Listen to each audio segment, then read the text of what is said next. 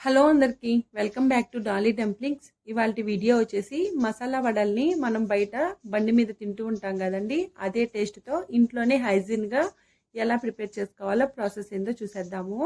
దీనికోసం ముందుగా నేను ఇక్కడ ఒక గ్లాసు పచ్చిశనగపప్పుని తీసుకొని శుభ్రంగా వాష్ చేసుకొని మళ్ళీ పప్పు మునిగే వరకు వాటర్ని పోసుకొని ఒక 6 అవర్స్ పాటు నానపెట్టి తీసుకున్నాను. నేను ఇక్కడ ముందుగానే నానపెట్టి తీసుకున్నానండి. ఇలా నానబెట్టుకున్న ఈ పప్పులో నుంచి వాటర్ని డ్రైన్ చేసి పప్పును మాత్రం పక్క పెట్టుకోవాలి. ఇప్పుడు ఒక మిక్సీ జార్ని తీసుకొని ఇందులో 5-6 వెల్లుల్లి రెబ్బలు, 1 ఇంచు అల్లం ముక్కని చిన్న చిన్న ముక్కలుగా కట్ చేసి వేసుకోవాలి. అలాగే 1 టేబుల్ స్పూను ధనియాలు, 1 ఇంచు దాల్చిన చెక్కని వేసుకోవాలి.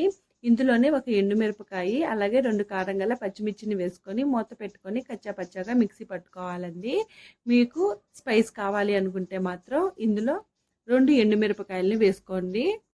ఇప్పుడు ఇందులో పచ్చిశనగపప్పుని కొద్ది కొద్దిగా వేసుకొని మూత పెట్టుకొని కాస్త బరక ఉండేలాగా మిక్సీ పట్టుకోవాలి. అలాగే ఈ పప్పులో కొద్దిగా వాటర్ని యాడ్ చేసుకొని మిక్సీ పట్టుకోవాలండి. పిండిని చూడండి, ఈ కన్సిస్టెన్సీ ఉండేలాగా మిక్సీ పట్టుకోవాలి. మీరు వాటర్ ఎక్కువ యాడ్ చేసేసారంటే మాత్రం ఆయిల్ పీల్చేసుకుంటుంది. అలాగే రిమైనింగ్ పచ్చిశనగపప్పును కూడా మిక్సీలో వేసుకొని కాస్త బరక ఉండేలాగా మిక్సీ పట్టుకోవాలి. ఈ పిండిని ఒక మిక్సింగ్ బౌల్లోకి తీసుకొని ఇందులో 2 టేబుల్ స్పూన్లు బియ్యం పిండిని వేసుకోవాలండి. బియ్యం పిండిని వేసుకోవడం వల్ల ఈ మసాలా వడలు అనేది క్రిస్పీగా వస్తాయి. అలాగే 1 టేబుల్ స్పూను సోంపుని చేతిలో వేసుకొని క్రష్ చేసుకొని వేసుకోవాలి. ఇందులోనే 1 అర table spoon salt, 1/2 table spoon వంట సోడా వేసుకొని 1 మీడియం సైజు ఆనియన్ని చిన్న చిన్న ముక్కలుగా కట్ చేసి వేసుకోవాలి. 1 రెమ్మ కరివేపాకుని వేసుకొని ఈ పిండిని చేత్తో బాగా మ్యాష్ చేసుకుంటున్నట్టు కలుపుకోవాలండి.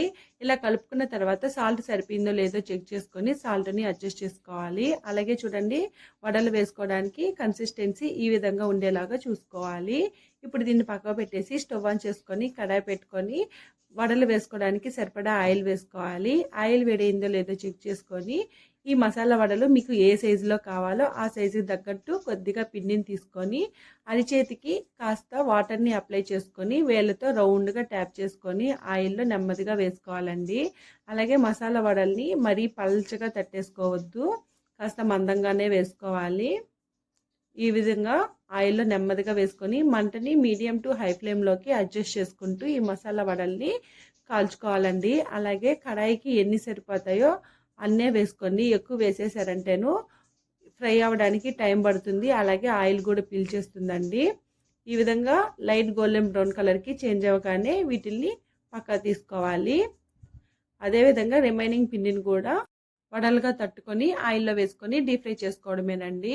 మీరు చేతిలో ఈ వడల్ని తట్టుకోవడం కష్టమైతే మాత్రం ఏదైనా కాటన్ క్లాత్ని వాటర్లో ముంచి వాటర్ని పిండేసి ఆ క్లాత్ మీద తట్టుకొని ఆయిల్లో వేసుకోవచ్చండి.